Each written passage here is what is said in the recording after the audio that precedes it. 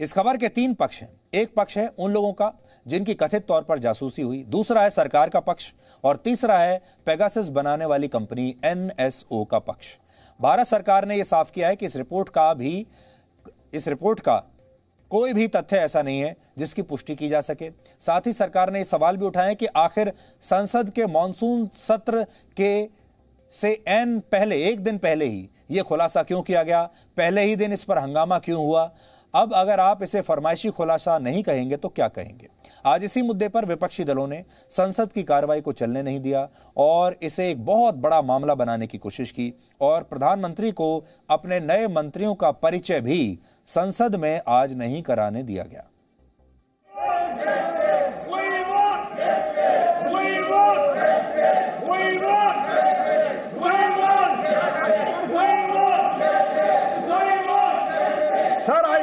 Reassure that government is ready for any discussion on any subject at any time. I only appeal them to allow the house to run. People are looking at us.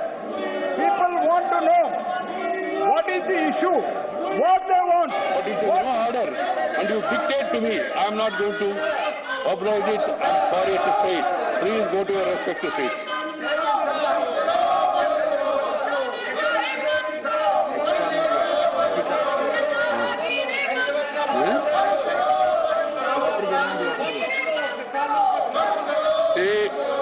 Also aware of the fact that the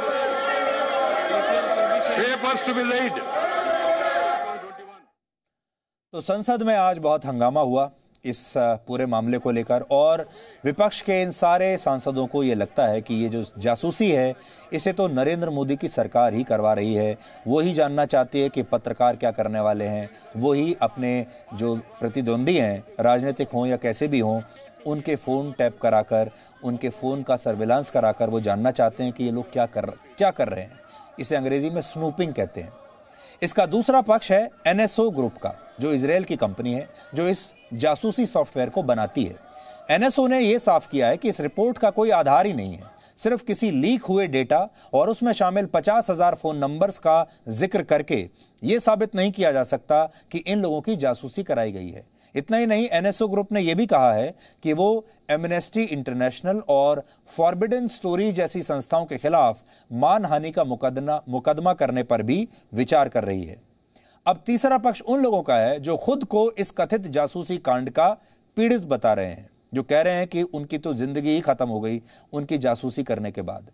इन लोगों की तरफ से अभी तक कोई संयुक्त बयान नहीं आया है। कई लोगों ने तो अपने नाम तक जाहिर नहीं किए हैं, वो बताना नहीं चाहते। अब सवाल यह है कि जो लोग पीड़ित हैं उनमें से कई लोग अपनी पहचान क्यों छिपाना चाहते हैं। इसमें भी दो तरह के लोग हैं, एक वो जो अपनी पहचान बताना ही नहीं चाहते और एक वो जो अपनी पहचान बताकर अपने आप को प्रमोट करना चाहते हैं और अपने आप को बड़ा बताना चाहते हैं कि वो इस देश ही नहीं दुनिया के बहुत बड़े पत्रकार हैं। वो इतने बड़े पत्रकार बन गए हैं कि दुनिया भर की एजेंसीज की नजर अब उन पर पड़ गई हैं और पूरी दुनिया ये जानना चाहती है कि ये पत्रकार क्या लिखने वाले हैं, इनकी सोच क्या है, ये क्या करने वाले हैं। यानी वो इस गलतफहमी में जी रहे हैं कि वो बहुत बहुत महत्वपूर्ण हो गए हैं और अपने आप को वो शहीद समझने लगे हैं। वो ये समझने लगे हैं कि उन्होंने देश के लिए इतने बड़े बड़े काम किए हैं, इतने बड़ी पत्रकारिता कर दी है कि वो क्रांतिकारी अपने आप को मानने लगे हैं। ये भी बहुत बड़ी गलतफहमी है, बल्कि सच्चाई है कि उनका अपने ही देश में उनकी पत्रकारिता का जो इम्पैक्ट है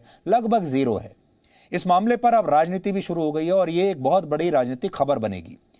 बीजेपी ने इस पूरी खबर को देश के खिलाफ एक साजिश बताया है, लेकिन कांग्रेस समेत जो तमाम विपक्षी दल हैं उनका कहना है कि यह देश की सुरक्षा के साथ खिलवाड़ है।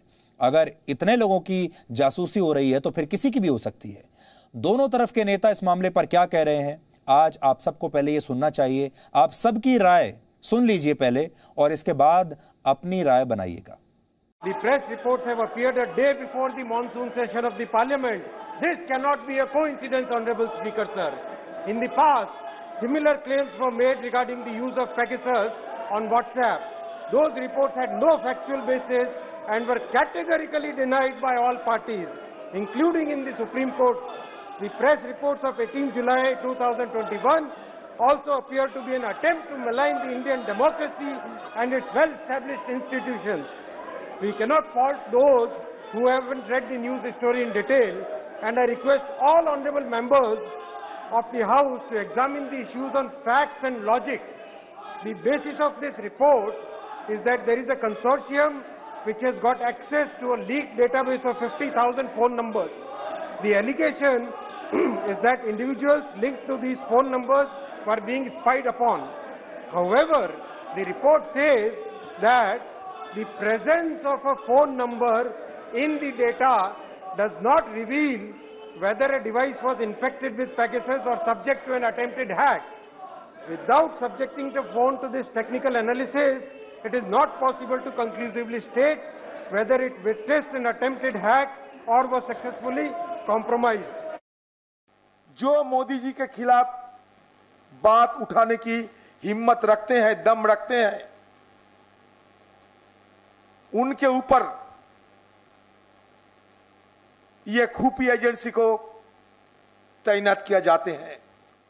हमारे पार्टी की तरफ से लोकसभा के अंदर ये मसला हम उठाएंगे, जोर शोर से उठाऊंगा। अगले तारीख में सदन के सब विपक्ष पार्टियों एक साथ हमारी आवाज बुलंद करेंगे। ये सब तो बड़ी गंदी बात है, ये तो बहुत फालतू चीज है। किसी को इस तरह से डिस्टर्ब करना अच्छी बात नहीं, मेरे हिसाब से तो बिल्कुल बेकार बात है। और ये जो नई टेक्नोलॉजी सब आ करके इसका जो दुरुपयोग हो रहा है और किस तरह से इसका बुरा असर भी पड़ रहा है, कई जगह लोगों को परेशानी होती है, काम करना चाहते हैं उसमें बाधा आती है, कई तरह की बात होती है। अगर कोई निगेटिव और गलत काम करे तो शुरू से ही तो उस पर कार्रवाई करने के लिए प्रावधान होता ही है। लेकिन अब जो आ गया है तो इसमें होता है, कई लोगों को किसी तरह से तंग करना, परेशान करना, ये सब भी चलता ही रहता है। इजरायली सॉफ्टवेयर एजेंसी का कहना है कि हम अपना सॉफ्टवेयर सिर्फ सरकारों को बेचते हैं, निजी लोगों को नहीं। अगर निजी लोगों को नहीं बेचा गया तो सरकार की किस एजेंसी ने देश के पत्रकारों की स्नूपिंग की, विपक्ष के नेताओं की स्नूपिंग की, सरकार में बैठे हुए मंत्रियों को स्नूपिंग की, जजेस की स्नूपिंग की गई, वकीलों की स्नूपिंग की गई? हमें लगता है बहुत गंभीर विषय है, इसकी जांच होनी चाहिए। अगर सरकार ने ये कराया है तो इससे बुरा कुछ नहीं हो सकता। अगर सरकार की जानकारी के बजाय किसी अधिकारी ने या एजेंसी ने किया है तो जो भी इसका जिम्मेदार हो, जिम्मेदारी निश्चित होनी चाहिए और कार्रवाई होनी चाहिए। तो आपने देख लिया कि ये अब एक बहुत बड़ा राजनीतिक मुद्दा बनने वाला है। और आज संसद का जो मॉनसून सत्र है उसका पहला ही दिन था और पहले दिन ही विपक्ष ने और उनके साथ जो उनकी टीम में कुछ लोग शामिल हैं, पहले दिन से ही उन्होंने इस सत्र में काम को रोक दिया और पूरे जो देश का जो ध्यान है उसे दूसरी तरफ भटका दिया। अब हम आपको ये बताते हैं कि हम ऐसा क्यों मानते हैं कि इस जासूसी कांड वाली कहानी के पैर नहीं है। अब उसके तर्क सुनिए। इस दौरान आप तर्क सुनते सुनते अगर चाहें तो से नो टू फॉरेन कॉन्स्पिरेसीज पर, इस हैशटैग पर आप अपने ट्वीट्स कर सकते हैं और पूरी दुनिया को यह बता सकते हैं कि भारत का मूड क्या है। पहली बात तो यह है कि इस रिपोर्ट में 50,000 फोन नंबर्स की एक लिस्ट का जिक्र किया गया है और इसके बारे में एनएसओ ग्रुप का दावा है कि ये नंबर, जो फोन नंबर्स हैं, ये आज से नहीं है, बहुत पहले से ही इंटरनेट पर उपलब्ध हैं। एक लिस्ट है जो इंटरनेट पर पहले से पड़ी हुई है जिसमें यह कहा गया है कि इन लोगों के नंबर सर्विलांस में है। और ये जो नंबर है 50,000, ये दुनिया के 45 देशों में, अलग अलग 45 देशों में रजिस्टर्ड हैं। कहां कहां रजिस्टर्ड हैं इस नक्शे पर आप देख सकते हैं। जांच एजेंसियों ने और जांच करने वाली संस्थाओं ने इनमें से 1500 नंबरों की पहचान की। 50,000 में से 1500 नंबरों की पहचान की, यह देखकर कि ये नंबर किसके हैं। तो उन्होंने 50,000 के डेटा बैंक में से 1500 नंबर निकाले और यह तय किया कि ये देखते हैं ये 1500 नंबर किसके हैं। तो इनकी पहचान की गई और इन 1500 में से फिर 67 मोबाइल फोन्स की फॉरेंसिक जांच कराई गई। पहचाने गए नंबरों में 300 नंबर ऐसे हैं, फोन नंबर, जो भारत में रजिस्टर्ड हैं और इन 300 में से 47 मोबाइल फोन्स में पेगासस के जरिए छेड़छाड़ के सबूत मिले हैं। अब आप सोचिए, 50,000 फोन नंबर्स में से सिर्फ 37 यानी 0.074% फोन जो मोबाइल फोन्स हैं उनकी जांच को इतने बड़े खुलासे का आधार बना दिया गया। इनमें भारत के सिर्फ 10 मोबाइल फोन शामिल हैं, जिनमें से 9 में पेगासस के इस्तेमाल के सबूत मिले हैं और 1 में नहीं मिला। यानी सिर्फ 0.018% मोबाइल फोन्स में भारत में पेगासस के सबूत पाए गए हैं।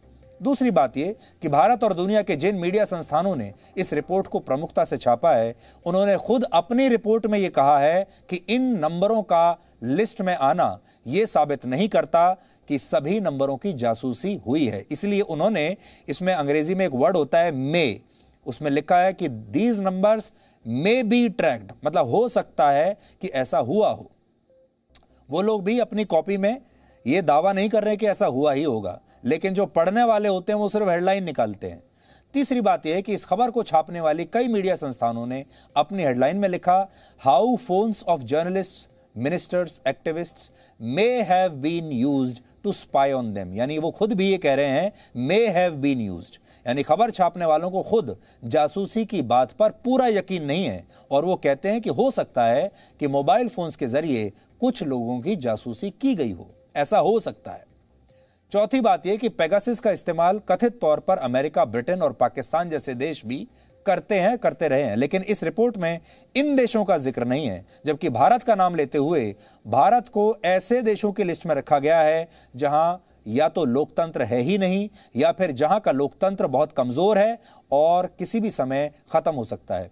जैसे जो लिस्ट आई है देशों की, उस पर नजर डालिए। इसमें है Azerbaijan, Bahrain, Kazakhstan, Mexico, Morocco, Rwanda, Saudi Arabia, संयुक्त अरब अमीरात और हंगरी।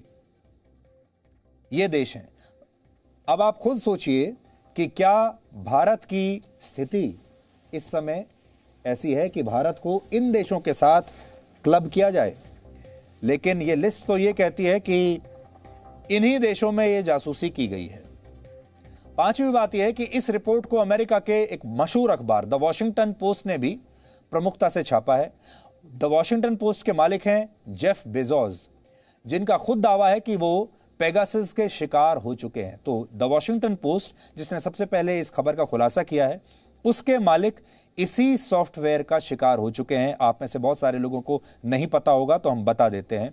वर्ष 2020 में द वॉशिंगटन पोस्ट ने 2020 में ही इस बात का दावा किया था कि सऊदी अरब के क्राउन प्रिंस मोहम्मद बिन सलमान ने जेफ बेजोस के मोबाइल फोन को पेगासस की मदद से हैक कर लिया था और कहा जाता है कि इसी जासूसी कांड के जरिए जेफ बेजोस की कुछ प्राइवेट फोटोज सार्वजनिक कर दी गई थी और ये सब बातें आगे चलकर जेफ बेजोस और उनकी पत्नी के बीच तलाक की वजह बनी थी।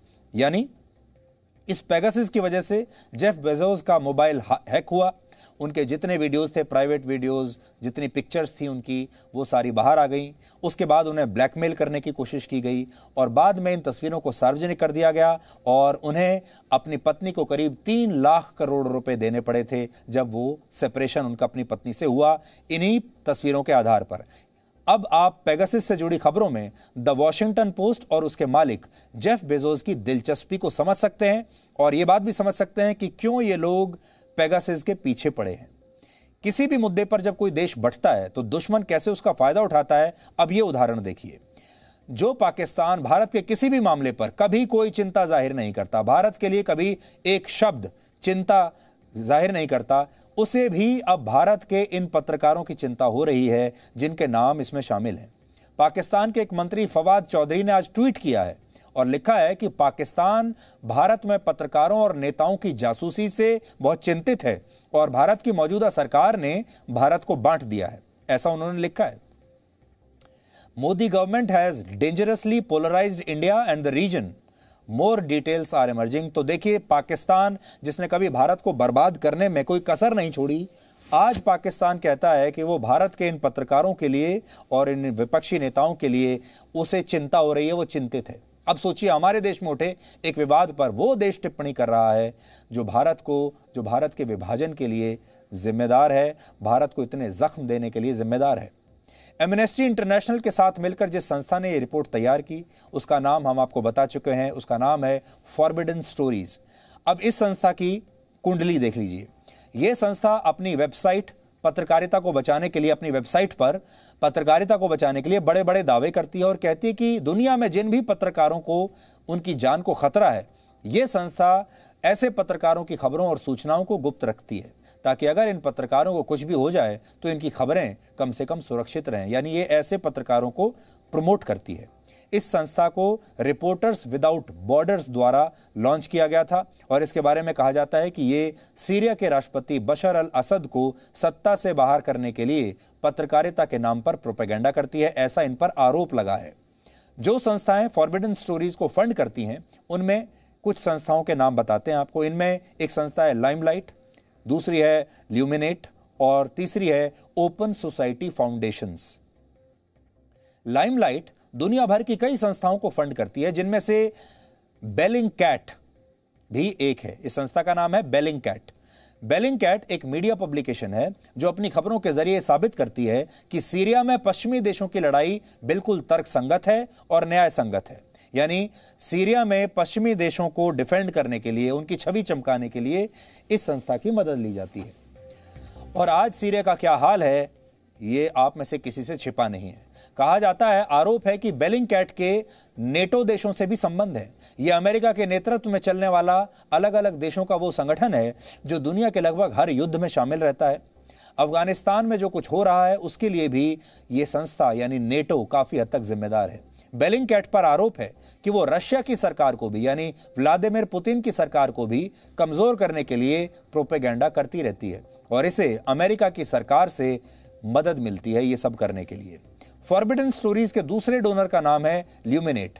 इस संस्था ने वर्ष 2018 से 2022 तक के लिए अपनी जो योजना बनाई उसमें इस बात का जिक्र था कि यह संस्था दुनिया भर में उदारवादी यानी लिबरल देशों की संख्या कम हो रही है, नागरिकों के अधिकारों में कमी आ रही है और राष्ट्रवाद का उदय हो रहा है। पूरी दुनिया में राष्ट्रवाद बढ़ रहा है और यह संस्था इसी राष्ट्रवाद को रोकने के लिए काम करना चाहती है। ल्यूमिनेट का संचालन ओमिडियार ग्रुप करता है, जिसे पूरी दुनिया में वामपंथी मीडिया संस्थानों को समर्थन देने के लिए जाना जाता है। यानी जो लेफ्टिस्ट मीडिया संस्था हैं उन्हें यह सपोर्ट करती है। फॉरबिडन स्टोरीज के तीसरे डोनर का नाम है ओपन सोसाइटी फाउंडेशंस, जिसके मालिक हैं जॉर्ज सोरोस।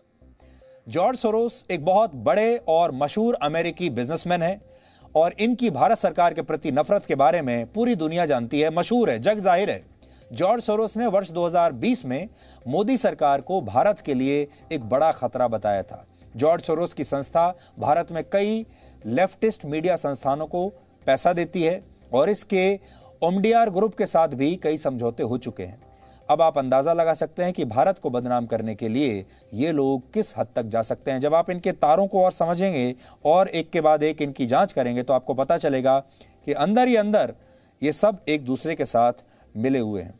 और सोरोस की अगर आप बात करेंगे तो सोरोस दुनिया भर में मीडिया के जरिए जितनी भी राष्ट्रवादी संस्थाएं हैं, जो राष्ट्रवादी नेशनलिस्ट सरकारें हैं, उनको कमजोर करने के लिए जाने जाते हैं क्योंकि वो राष्ट्रवाद को पसंद नहीं करते। उनका पूरी दुनिया में जितनी भी वो एजेंसीज को फंड देते हैं उन सबका एक ही मोटिव होता है, राष्ट्रवाद को हटाना। फॉरबिडन स्टोरीज की वेबसाइट पर मीडिया पार्ट नामक संस्था के प्रमुख फैब्रिसे अफरी का जिक्र किया गया है, उनका नाम है। और मीडिया पार्ट फ्रांस का वही वामपंथी मीडिया संस्थान है जो रफाल डील के खिलाफ अपना एजेंडा लगातार चला रहा है। यानी हमारे देश ने जब रफाल खरीदा था तब भी यही एजेंसी, यही संस्थान जो है उसके बारे में दुष्प्रचार कर रही थी। अब इस रिपोर्ट को जारी करने वाली दूसरी संस्था एमनेस्टी इंटरनेशनल की बात सुन लीजिए। इसके बारे में कुछ बातें हम आपको बता चुके हैं। कुल मिलाकर हो सकता है ये एक विदेशी चाल हो जिसका हिस्सा हमारे ही देश के अपने ही लोग बन गए हैं, क्योंकि जब तक ये सरकार कमजोर नहीं होगी इन सारे लोगों की दुकानें, इन सारे लोगों के अच्छे दिन कभी भी वापस नहीं आने वाले। Presenting B News app available on Google Play and App Store. Download it now.